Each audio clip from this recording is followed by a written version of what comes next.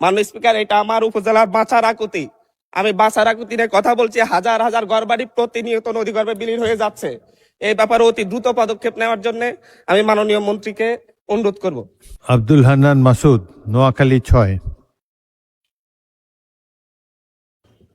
মাননীয় স্পিকার, আপনাকে ধন্যবাদ।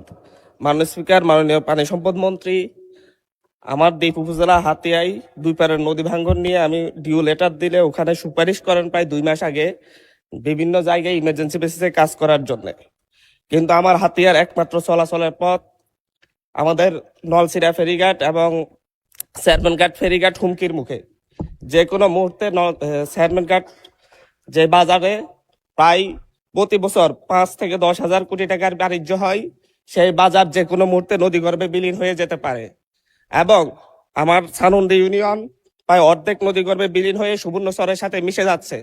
কিন্তু বিভিন্ন আমলাতান্ত্রিক জটিলতা, রিডিজাইনের মুখে আমার হাতিয়াতে 2 মাসও কোনো ইমার্জেন্সি বেসিসে কাজ শুরু করতে পারে নাই। এই ব্যাপারে কয়েকবার আমি মাননীয় মন্ত্রীকে জানালে উনি ক্ষুব্ধ প্রতিক্রিয়া ব্যক্ত করলো। এখন পর্যন্ত আমার হাতিয়ায় কেন কাজগুলো শুরু হয় নাই, এই ব্যাপারে যে সকল আমলারা জড়িত তাদের ব্যাপার থেকে জবাবদিহিতা নেওয়া হবে কিনা। গত 1 মাস আগে হাতিয়ার পার্শ্ববর্তী ভূমিহীন বাজার এবং নোয়াখালী সুবর্ণচর সে এলাকা গিয়েছি এবং সেখানে মাননীয় সংসদ সদস্য নিজেই উপস্থিত ছিলেন। তিনি সম্পূর্ণ সময় আমাদের সঙ্গে থাকতে পারেন নাই। আমাদের পার্শ্ববর্তী মাননীয় সংসদ সদস্য মোহাম্মদ শাহজাহান সার্বক্ষণিক সময় ছিলেন।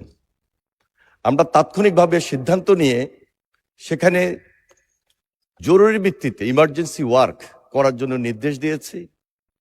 ওনার নির্বাচনী এলাকার একটা বাজার, ভূমিহীন বাজার, সেখানে ইতিমধ্যে কাজ শুরু হয়েছে এবং পার্শ্ববর্তী নোয়াখালী সুবর্ণচর সেখানেও কাজ চলমান।